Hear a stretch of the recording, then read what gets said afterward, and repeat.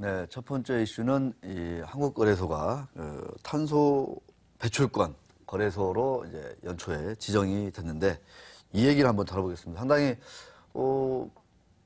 탄소를 배출할 수 있는 권리를 좀 거래한다. 말 그대로 그렇죠. 뭐 그런 거 아니겠습니까? 네. 근데 이게 쉽게 와닿지는 않아요. 하지만 이게 멀지 않은 그 미래에 바로 이런 거래소가 꼭 필요하기도 하고 기업들이 꼭 관심을 가져야 되고 우리 신화분들, 투자자분들도 이거를 꼭 알고 넘어가셔야 됩니다. 그렇기 때문에 저희가 특별히 준비를 했는데 자, 간단히 좀 이 설명 좀 부탁드릴게요, 먼저. 네, 굉장히 간단하게 설명을 드리자면은 네. 아까 말씀하신 대로 탄소를 배출할 수 있는 권리를 사고 파는 제도입니다. 네. 그래서 정부가 할당한 온실가스 배출량이 있으면은 예를 들어서 100이라고 치면은 그 100을 넘어가면은 온실가스 배출량을 그 넘어간 만큼을 사와야 되고 그 100 이하로 그 온실가스를 배출한 기업은 그 자기네들이 줄인 만큼 팔 수 있는 있고. 예, 그런 제도입니다.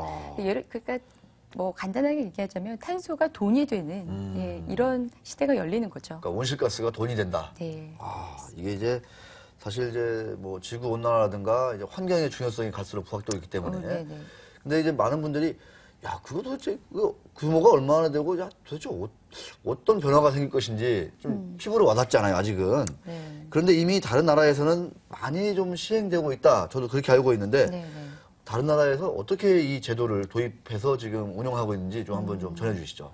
네, 2005년도에 교토 의정서가 발효가 되면서 유럽연합이 가장 먼저 시작을 했습니다. 이후에 이제 뭐 미국, 또 뭐 아시아, 태평양 지역으로 확대가 되면서 현재 탄소 시장이 한 10군데 정도가 운영이 되고 있고요. 네. 이 가운데서도 뭐니 해도 가장 큰 시장이 EU 시장으로 한 전 세계 시장, 탄소 시장의 한 73% 정도를 차지하고 있습니다. 네. 이유가 가장 앞서 있다. 예, 이렇게 볼 수 있을 것 같습니다. 우리나라도 내년 1월부터, 내년 1월이죠, 그러니까. 네, 그렇죠. 2015년 1월부터. 네, 네. 1년 전이에요, 딱 정확히. 네, 이 네. 탄소 배출권 거래가 시작됩니다.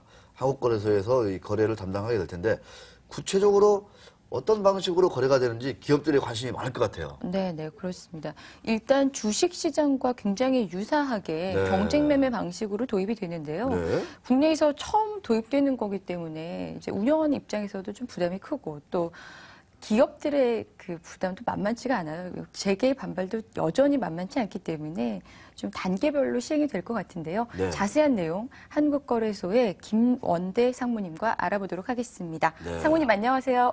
예, 안녕하십니까. 네. 안녕하십니까? 예, 안녕하십니까. 네, 김원태입니다. 새해 복 많이 받으세요. 예, 새해 복 많이 받으십시오. 네, 부산은 따뜻하죠? 예, 예. 예, 예. 임 기자, 한번 궁금한 거 되게 많습니다. 여쭤봐 주시죠. 네, 상무님 먼저 배출권 거래 그 기관으로 지정된 점 다시 한번 축하드립니다. 전력거래소 막판까지 이제 경합을 벌였던 걸로 아는데요. 그만큼 어깨도 무거우시리라 생각이 듭니다. 내년부터 시장이 열리는데 뭔가 순차적으로 이제 진행된다고 들었어요. 좀 그 계획을 좀 간단하게 설명해 주시죠. 예, 기업 부담 완화를 위해서 기간 기준으로 3단계로 진행됩니다. 제1차 계획 기간은 2015년부터 2017년까지고요. 제2차 계획 기간은 2018년부터 2020년까지입니다.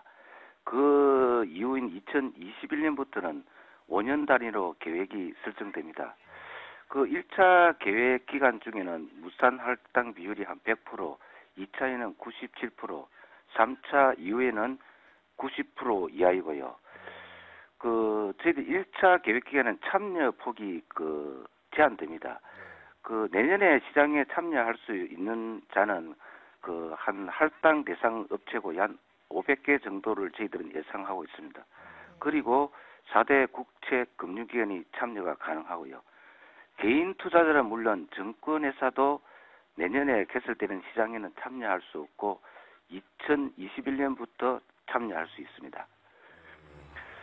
한국거래소는 제1차 계획이 시작되는 내년 1월에 탄소 배출권 시장이 성공리에 개설되도록 올해 철저한 준비를 거쳐서 1사분기에는 제도 설계를 완료하여 4월부터 할당 대상 업체를 대상으로 산업별, 지역별 설명회를 가질 예정입니다. 그리고 3월에 제도 설계가 완료되면은 4월부터 7월까지 전산 시스템을 구축하고요. 8, 9월 2달간 할당 대상 업체 등과 시스템 모의 테스트를 거쳐서 10월부터 12월까지 정식 시장과 동일하게 모의 시장을 운영하여 충분한 거래 경험 기회를 갖게 할 예정입니다.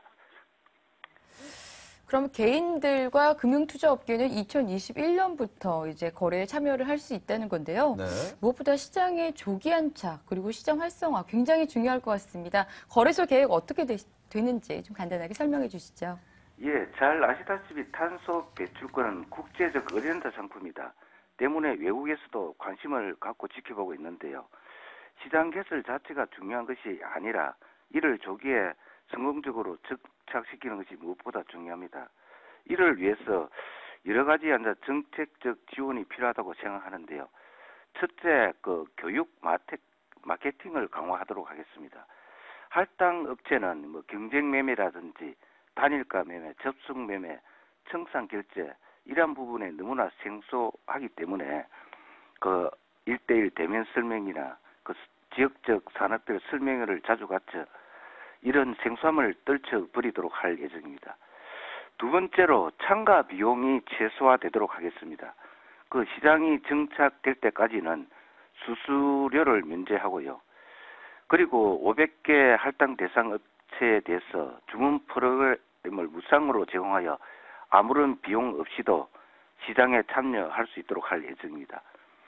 그 다음에 또 세 번째로 초기 시장 정착을 위해서 정부에 대해서 배출권의 일정 비율 이상은 시장에서 매매를 하도록 의무화하고 배출권 선물 시장을 조기에 개설할 것을 정부에 건의할 예정입니다. 네 번째로 제도를 단순화하되 초기 탄소 시장의 특성을 반영하도록 하겠습니다. 단순화를 위해서 제도는 가급적 주식 시장과 유사하게 설계하고요. 그 다음에 초기 탄소 시장의 특성을 감안하여 제1차 계획 중에는 참여자가 적기 때문에 거래 시간을 주식 시장보다 훨씬 짧게 하여 한 2시간 정도만 매매할 예정입니다. 그리고 또 거래 단위를 최소화하여 매매 체결이 쉽도록 하도록 1톤 단위로 거래하도록 할 예정입니다. 그 다음에 가장 또 중요한 부분이 대량 배출 업체와 소규모 배출 업체가 동시에 시장에 참여하기 때문에 배출권 가격 급등락이 우려되는데 이를 자동적으로 제어할 수 있는 서킷 브레이크 제도 등과 같은 가격 완화 장치도 함께 마련할 예정입니다. 상무님. 예. 지금 대량 배출업체 말씀하셨는데 지금 예. 각 기업들마다 정부가 이 정도의 탄소 배출이 적당하다 해가지고 어떤 기준이랄까 예. 양을 다 지금 지정해 둔 상태인가요?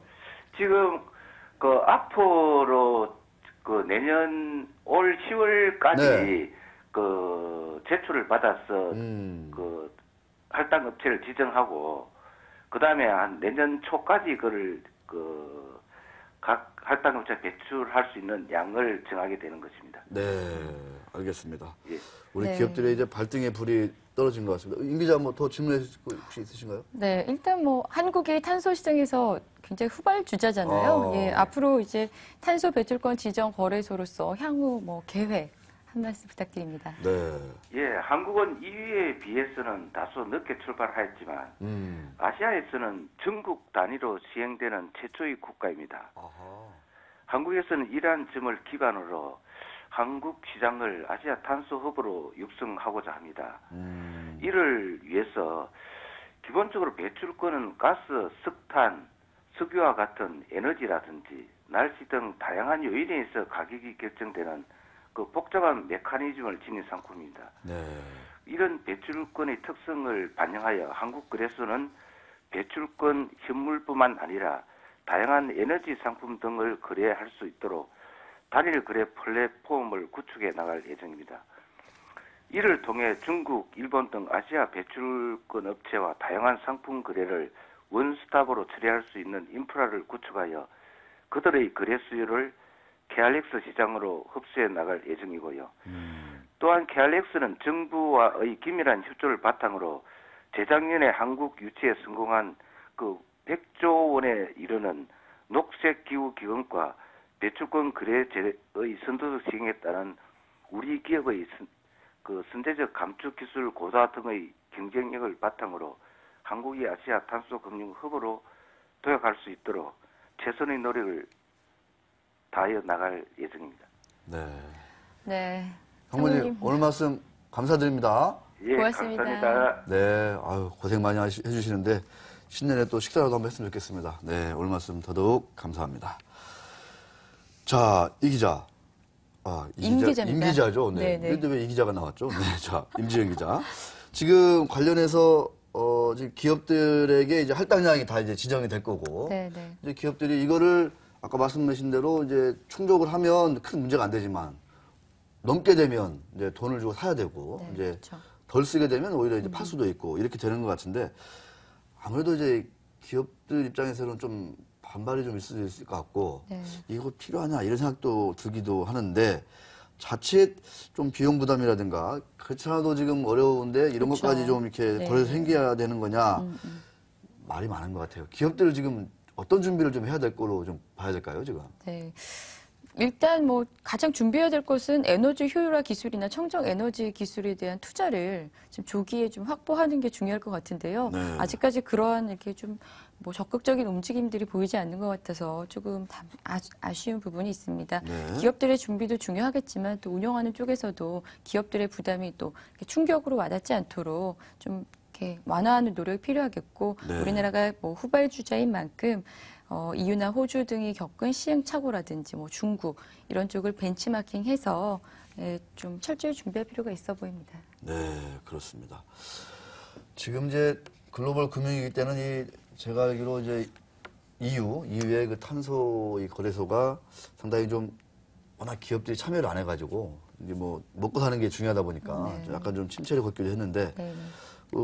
아무래도 이제 이 환경 문제가 대두되고 중국 같은 나라가 또 이제 뛰어들게 되면 또 이제 제가 알기로 이런 기준을 초과해버리면은 EU 같은 데는 또 수출 같은 게 또 제한을 받기도 하고 네. 뭐 그렇게 들고 얘기를 좀 듣고 있는데 그렇죠. 이- 가격이 뭐 그쪽으로 수출할 때 조금 더 뭐 올라가거나 그러니까요. 뭐 뭔가 이런 페널티도 식의, 받게 되고 예, 과징금도 물게 되고요.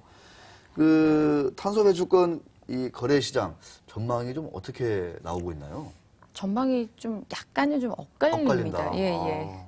지금 워낙에 이제 이 유럽 탄소 시장이 좋았습니다. 한 네. 전 세계적으로 이게 굉장히 어마무지한 숫자라서 제가 지금 정확하게 기억을 못하겠는데 엄청난 150조던가 뭐 이런 시장인데요. EU 경기가 악화가 되면서 금융위기 네. 때부터 이제 어렵다 보니까 기업들이 생산을 줄이고 공장 가동 줄이다 보니까 탄소 배출량이 줄어들다 보니까 거래 이제 비용이 그 거래액이 이제 줄어드는 겁니다. 그러니까 제가 그 최대 규모 대비 2012년도 자료를 보니까 한 2011년에 비해서 37% 급감을 했더라고요. 이제 탄소 그 비용이요. 작년이죠. 2013년도 8월에 보니까 2011년 초에 비해서 3분의 1 가격으로 떨어진 겁니다. 그러니까 뭐 이제 가면 갈수록 굉장히 이제 가격이 급락을 하고 있어서 과연 이 시장이 계속 이렇게 전망이 밝을 것인가에 대한 우려의 목소리도 학계에서는 나오고 있고요. 네. 뭐 업계에서는 이제 개인들의 뭐 참여라든지 개인 그 금융투자 업계의 참여가 2021년이기 때문에 지금 관심을 당분간 끌지 못할 거다. 네. 이런 얘기들이 좀 많습니다. 하지만 현재 운영되고 있는 석유 거래 뭐 이런 것들이 네. 초반에 굉장히 우려가 많았지만 또 현재 뭐 어느 정도 안정이 된 만큼 좀 앞으로 지켜볼 필요가 있을 것 같습니다. 네. 우리나라 기업들도 일찌감치 여기에 눈을 뜬 기업들이 좀 몇 개 되거든요. 네, 많은 기업들이 좀 대비를 못하고 있는 게 사실이긴 하지만 관련 기업들 어떤 것들이 있는지 끝으로 좀 소개 좀 해주시죠. 네. 제가 사실 수혜주를 좀 소개를 하고 싶었어요. 근데 네. 이게 좀 테마주로 거론될 것 같아서 좀 그런 부분도 없지 않아 있었고, 사실은, 아직 가시화되지 않은 제도이기 때문에 지금 뭐 어떻게 딱히 지금 뭐 수혜주로 꼽을 만한 기업이 없더라고요. 예. 그래서 부연 설명을 하자면 모 애널리스트께서는 이명박 정부 때 녹색 바람 때문에 코스닥 기업들이 다들 뭐 탄소 뭐 저감 기술이다 네. 이렇게 해서 다 매연 저감 장치 뭐. 예, 그런 것들을 사업 계획에다가 다 넣었다는 거예요. 하나 둘씩. 근데 지금 정작 까보니까 그런 기술이 있는 기업이 없다. 네. 찾아보기가 힘들다. 그래서 뭐 애널리스트는 이게 녹색은 결국 패러다임이 아니라 패션으로 끝나는 게 아니냐. 뭐 이런 얘기까지 하시더라고요. 하지만 환경 문제가 인류의 지금 뭐 그러니까요. 눈앞에 코앞에 닥친 문제인 만큼 결국은 그런 트렌드로 가지 않을까. 예. 이산화탄소를 좀 줄이는 방향으로 기업들도 좀 노력을 해야 되지 않을까 싶습니다. 그 제가 알기로 그 한솔 홈데코 같은 기업은요. 네. 그 해외에 어마어마한 그 나무 네, 그렇죠. 농자 같은 대리업. 있어요. 예, 예. 그래서 거기서 이제 그 일종의 유리한 거죠. 그러니까 이 거래소 시장에 팔 수 있는 물건들이 많이 좀 이게 생겨나는 거지 않습니까? 그렇죠. 그래서 한때 이제 수혜 기업으로 부각이 됐기도 했었는데, 근데 대체로 보면 우리 기업들 보면은 자동차, 철강, 화학 다 이렇게 온실가스를 배출하는 기업들이 많잖아요. 네, 네. 그러니까 그렇습니다. 이 배출권을 사와야 되는 기업들이 압도적으로 많다고 볼 수밖에 없는 건데, 네, 네. 이런 기업들 제가 볼 때 아직 이에 대해서는 준비가 그렇게 잘 되어 있지 않다 이렇게 또 걱정도 많이 되거든요. 네, 네. 그렇긴 한데 네. 제가 조금 뭐 철강업체 제가 출입하면서 포스코가 그때 굉장히 반발을 많이 했었어요. 이 네. 제도에 대해서. 근데 결국 또 도입이 되다 보니까 포스코가 요즘 해외에 인도네시아 뭐 이런 데다가 나무를 심으러 다닌다고 하더라고요. 사막 그래서- 지역에 나무 많이 심습니다. 네, 네, 네. 그런 기업들이 몇 군데 있더라고요. 음. 나무를 심음으로써 이산화탄소 배출권을 이제 그만큼 이제 세이브하는, 그러니까 뭐 세이브 이런 용어가 적절치 않죠. 절감하는 효과가 네, 있을 것으로 기대됩니다. 그래서 그러니까 딱 보면은 업종별로 봤을 때 네. 지금은 아무런 차이가 없겠지만 이게 이 가시화가 됐을 때 이걸 준비하고 있는 뭐 포스코 같은 기업들은 철강 업종 내에서 다소 뭐 이걸 준비하고 있지 않은 기업 대비 좀 뭐 수혜를 입지 않을까. 장기적 차원에서는 그러니까. 차별화되지 않을까 싶습니다. 그러니까 현대차도 이제 매연을 덜 배출하는, 그러니까 연비가 아주 좋은 네네. 이런 하이브리드. 네. 네, 차들을 많이 이제 생산할 수밖에 없다. 그렇죠. 예, 이게 또 시대적인 대세입니다. 네, 네. 당장은 이제 우리가 이것 때문에 뭐 회사가 이익이 팍 줄고 늘고 이게 되진 않겠지만 아마 올해 하반기 지나면서 또 여름에 뜨거워질 거 아니겠습니까? 그러면 이제 이 탄소 거래소 맞물려서 아마 시장에서도 큰 관심을 받지 않을까. 저는 감히 이렇게 예상을 합니다. 네, 그렇게 되기를 네. 바라봅니다. 알겠습니다. 네. 임 기자, 역시 진행하는 거 보니까 역시 임 기자는 앵커 해야 돼요, 내가 볼 때. 아유, 앵커, 예. 앵커 해야 돼요. 자, 수고하셨습니다. 네, 아유, 새해 고맙습니다. 좋은 활약, 더 많은 좋은 기사 많이 부탁드리겠습니다. 고맙습니다.